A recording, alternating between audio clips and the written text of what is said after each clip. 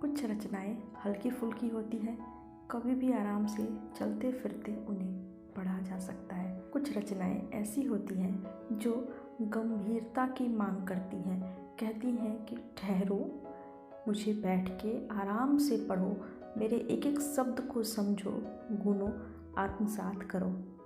चलिए आज एक ऐसी ही गूढ़ रचना की ओर बढ़ते हैं। हाय फ्रेंड्स, मैं हूँ शेरी और आप मेरे साथ हैं किताबें में। दूसरी दुनिया सही थी, युवा लेखक योगेंद्र सिंह राठौर का कहानी संग्रह है यह। योगेंद्र कवि और आलोचक भी हैं। उनके कवि होने का असर आपको पूरी किताब में दिखाई देता है। यहाँ कहानियों में अर्थ कंचुकी बहुत टाइट नज़र आएगी, गागर में सागर भरा हुआ मिलता है। कहानियों में बहुत सारे ऐसे आपको सेंटेंस मिलेंगे जिन्हें आप कोट कर सकते हैं, याद कर सकते हैं। संग्रह में 14 कहानियाँ हैं। ड्वेल सिम, दूसरी दुनिया सही थी, बिना सूर का हाथी, स्याह सपने, आटा, हार ले लेना, वह, भय प्रकट कृपाला, झबुआ टाबर, प्रतिबिंब, मुखिया आदि। पहली कहानी भय प्रकट कृपाला मृत्यु बोध के बारे में बताती है। संजीव इसका नायक है। डॉक्टरों ने उसे जवाब दे दिया है। घर वाले उसे यह बात नहीं बताते हैं, लेकिन अपनी ओर पल पल बढ़ती मृत्यु की पदचाप वह सुन रहा होता है, समझ रहा होता है कि उसका अंत निकट आ गया है। और इस मृत्यु बोध के बाद वह किस तरीके से जीवन के बारे में सोचता है, उसके मनोभाव क्या होते हैं, यह सब कुछ हमें इस कहानी से पता चलता है। मृत्यु से घबराकर जीवन की ओर देखता संजीव हमें बहुत अपना लगता है। जब दवा काम नहीं करती है तब हाथ खुद ब खुद दुआ में उठ जाते हैं। संजीव और उसके घर वालों के साथ यही हुआ था। सभी कृपाला की ओर टकटकी लगा के देख रहे हैं, कहीं कोई चमत्कार हो जाए। बचपन में संजीव को भय प्रकट कृपाला, दीन दयाला, कौशल्या हितकारी यह भजन बहुत प्रिय था। इतना प्रिय था कि उसने इसे लोरी ही बना लिया था। जब भी सोना होता माँ से वह इसी भजन की फरमाइश करता। माँ मुस्कुरा के भजन सुनाती, खुश होती कि बेटा सोते समय भी ईश्वर को ही याद कर रहा है। और अब जब मृत्यु अपनी काली छाया फैला चुकी है, संजीव को यही गाना, यही भजन याद आता है।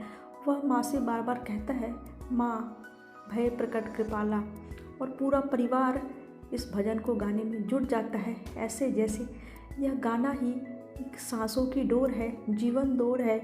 गाना शायद मृत्यु को खींच लेगी, यह भजन मृत्यु को भगा देगा, संजीव को जीवन दे देगा।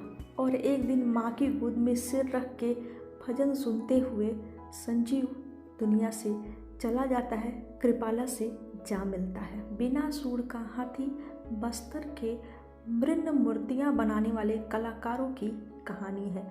खूटीराम ऐसा कलाकार है जिसे राष्ट्रपति से पुरस्कार मिल चुका है। बस्तर की पहचान आज पूरी दुनिया में इन मृण मूर्तियों के कारण है, इन कलाकारों के कारण है। पूरी दुनिया में भले ही बस्तर इन कलाओं के कारण जाना जाता हो, पर उसके कलाकार तो बिल्कुल बदहाल है।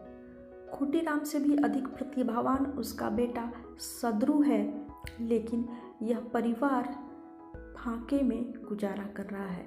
सरकार ने 10,000 रुपये अलॉट किए हैं, अलाव के लिए सभी कलाकारों को देना है। अपने गांव का सर्वश्रेष्ठ कलाकार है खूटीराम, लेकिन बंदरबाट और भ्रष्टाचार के बीच उसकी पहुंच कहाँ हो सकती थी, उसे रुपए नहीं मिलते हैं। इतना बड़ा कलाकार गमले बेच के किसी तरीके से 2 जून की रोटी कमा रहा है। 12 सिम कहानी महिलाओं के ऊपर हो रहे अत्याचार के बारे में बताती है। 12 सिम की तकनीकी गड़बड़ी से कहानी का नायक अपनी एक पुरानी प्रेमिका से बात करता है। उसका कॉल अचानक से उसकी प्रेमिका को लग जाता है, आवाज़ वह पहचान लेता है। एक आम धारणा होती है कि अगर पैसा बहुत है, आर्थिक संपन्नता है, तो लड़की तो वहाँ खुश होगी, सुखी होगी। व्यक्ति की संपन्नता और उसकी खुशियों को हम पैसे से ही तो नापते हैं। लेखक भी सोच रहा होता है कि वह खुद डॉक्टर है, उसका पति डॉक्टर है, आर्थिक दिक्कत कहीं है नहीं, नौकर चाकर ऐश आराम, कितनी सुखी होगी वह। लेकिन जब बात होती है तो पता चलता है, ओह कितनी दुखी है वह। प्रताड़ना कैसे कैसे होते हैं, सिर्फ शारीरिक ही नहीं, मानसिक प्रताड़ना किसी व्यक्ति को किस तरीके से तोड़ सकती है। और यह भी कि पुरुष किस तरीके से किसी भी रूप में हो, महिलाओं को प्रताड़ित करके ही सुखी होता है, संतुष्ट होता है। हार ले लेना कहानी मध्यम वर्गीय विवशता की कहानी है। एक मध्य वर्गीय ईमानदार व्यक्ति का जीवन कितना मुश्किल होता है, यह इस कहानी में हम देखते हैं। कहानी का नायक पत्नी, बच्चों, माँ, पिता, समाज सबकी जिम्मेवारी पूरी करते करते खुद कितना अधूरा, कितना खाली हो जाता है, यह इस कहानी से हम समझ सकते हैं। नायक ईमानदार है तो ईमानदार व्यक्ति की कद्र ऑफिस में भी नहीं होती है। जीवन तो उसका एग्जाम लेती ही है, ऑफिस भी उसे कहीं का नहीं छोड़ता है। मिस वर्मा हो या मिस्टर शर्मा, सभी उसे प्रताड़ित करते हैं। खुद तो वे दोनों मौज मस्ती करते रहते हैं, लेकिन उनके हिस्से का काम भी नायक को ही करना पड़ता है। और एक दिन वह पत्नी के हाथ में 10,000 रुपये रखता है और पत्नी ज़रूरतें गिनाती है, बताती है कि और पैसे लगेंगे, इन्हें जमा करती हूँ, एक ही बार जब पैसे आएंगे तो सारी ज़रूरतें पूरी की जाएगी। और वह बोलता है कि तुम इससे चेन ले लेना या हार ले लेना। खुद उस रात वह फंदे से झूल के सुसाइड कर लेता है। आटा कहानी भी कलाकार की व्यवस्था बताती है। हरवंश चित्रकार है, लेकिन जब कला के लिए होती है तो वह कलाकार की जीविका नहीं बन पाती है। कलाकार को जीविका के लिए, जीवित रहने के लिए, ज़रूरतों की पूर्ति करने के लिए जीवन भर हताश, परेशान और बेचैन रहना पड़ता है। हरवंश के साथ भी यही स्थिति है। 2 पैसे बचाने के लिए वह मीलों पैदल चलता है। पैसे नहीं हैं, कला वेदिका में वह अपनी प्रदर्शनी लगाना चाहता है कि कहीं पुरस्कार मिल जाए तो कुछ दिन फांकों से बचाव हो सकेगा। और इसके लिए वह यह निर्णय लेता है कि लकड़ियाँ लेके आएगा और खुद ही बीट ठोक के अपने चित्रों को फ्रेम कर लेगा। वह कहानी बेरोजगारी की पीड़ा बताती है। युवा बेरोजगार पूरे परिवार के लिए, पूरे समाज के लिए किस तरीके से व्यंग का शिकार होता है, वह हमें यहाँ दिखाई देता है। नायक वह अपने माता पिता, भाई बहनों से भी इसलिए दूर हो जाता है, सभी उससे इसलिए नफरत करते हैं, परेशान रहते हैं, क्योंकि वह 2 जून की रोटी भी नहीं कमा सकता है। स्याह सपने की सुमन एक ऐसी नायिका है कि पिता अपनी कुछ व्यवस्थाओं के बीच उसका विवाह नहीं कर पाते हैं और बाद में भाई भी अपनी जिम्मेवारी से मुकर जाते हैं। सुमन किसी को मौका नहीं देती है कि वे अपनी नीचता पे शर्मिंदा हो सकें। वह अपने लिए रास्ते खुद तलाशती है और उसे सुयश मिलता है, लेकिन सुयश अपनी जिम्मेवारियां गिना देता है, अपनी मजबूरियां बता देता है। तब जो रंगीन सपने वह देख रही थी स्याह हो जाते हैं और वह अपना जीवन रंगमंच को ही समर्पित कर देती है। प्रतिनिधि कहानी दूसरी दुनिया सही थी, जनरेशन गैप और जीवन मूल्यों की बात करती है। इस कहानी की शुरुआत बहुत ही अच्छी होती है। एक बच्चे के जन्म के समय घर वालों की क्या मनोस्थिति रहती है, उस बच्चे की क्या मनोस्थिति रहती है, इसका बड़ा ही सुंदर और सजीव चित्रण यहाँ पे हुआ है।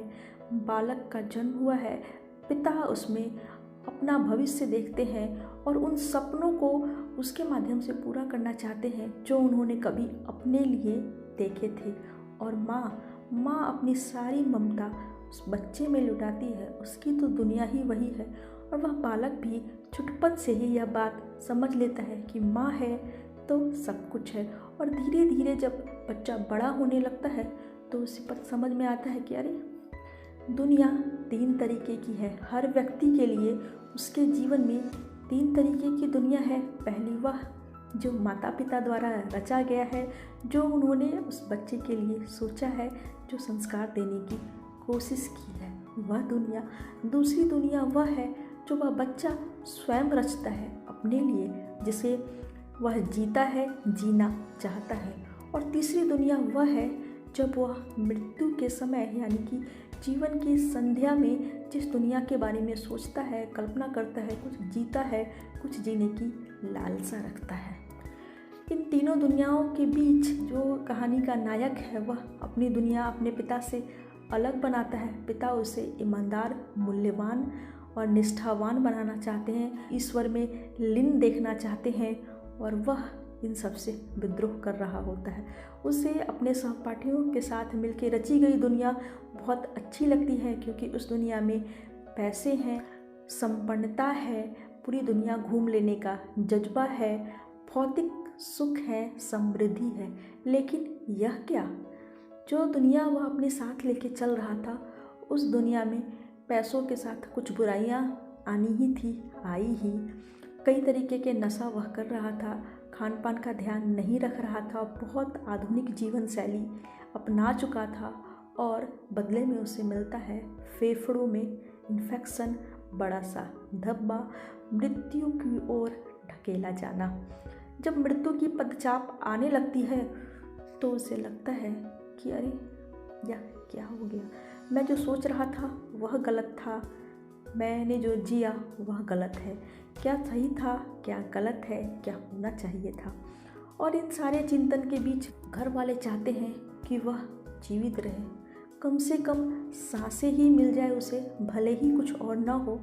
और वह खुद आज घर वालों के साथ, उनके सपनों के साथ जीने लगा था। वह भी चाह रहा था कि और कुछ भले ही ना हो, सांसें तो मिल ही जाए, पर नहीं मिल पाती हैं। सबकी इच्छाएं अधूरी रह जाती हैं, और वह यह सोचते हुए परलोक चला जाता है कि दूसरी दुनिया सही थी। संग्रह की जो 14 कहानियाँ हैं सभी आपको लुभाएंगी। जो इनके पात्र हैं हमारे समाज के ही हैं, हमारे आसपास के ही हैं, उन सब से आप कहीं ना कहीं ज़रूर टकराए होंगे। और अगर नहीं टकराए हों तो इन कहानियों को पढ़ने के बाद आपको यह ज़रूर याद आएगा कि अच्छा ऐसा ही तो होता है, ऐसे पात्र हमने देखे हैं, हमने महसूस किए हैं। संग्रह को पढ़ना आपको निश्चित रूप से बहुत अच्छा लगेगा। इसे आप पढ़ें और मुझे बताएं कि यह आपको कैसी लगी। यह हर्ष पब्लिकेशन से आया।